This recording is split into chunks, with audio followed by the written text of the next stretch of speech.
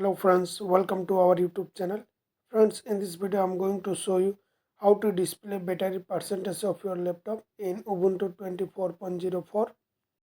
So friends, as you see at the top right corner, you can see the percentage of my battery laptop. To display the battery percentage, you have to go to the settings.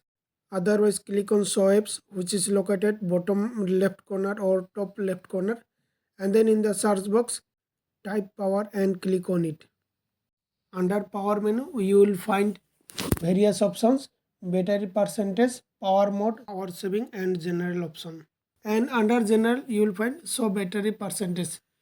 Now to display the battery percentage, you have to click on show battery percentage.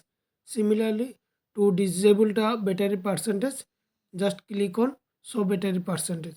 So friends, in this way you can display the battery percentage of your laptop in Ubuntu 24.04.